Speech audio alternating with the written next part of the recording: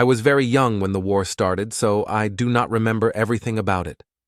I just remember that it was very scary, everybody very nervous, and none of us really knowing what was going on. Nobody felt safe, and there were terrible stories of killings and violence. I remember my mom telling us one day that we were not going to be safe if we stayed in our home. She said that we would have to cross the border and stay away from our home until the war ended. I was very scared, and I didn't want to leave my home. Our father was not around to help us, and I could tell that my mother was very frightened. She was pregnant with my youngest sister, and she had 4 daughters to look after, including me. I was too young to help, so she must have felt very alone. There were lots of stories about people going missing at the border, and this made us all very scared.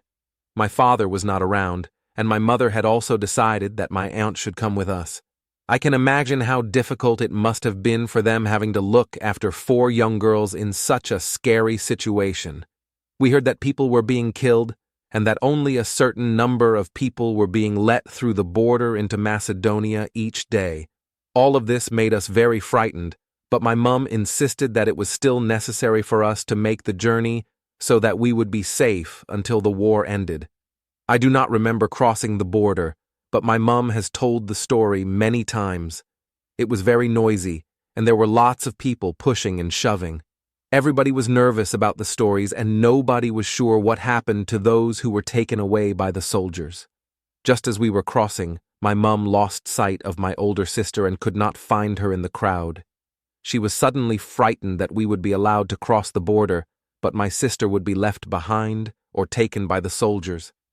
It was my aunt who found my sister just in time and helped her to cross the border so that we were all back together again on the other side. We stayed with my mother's family in Macedonia until the war ended, and then we returned home when it was safe.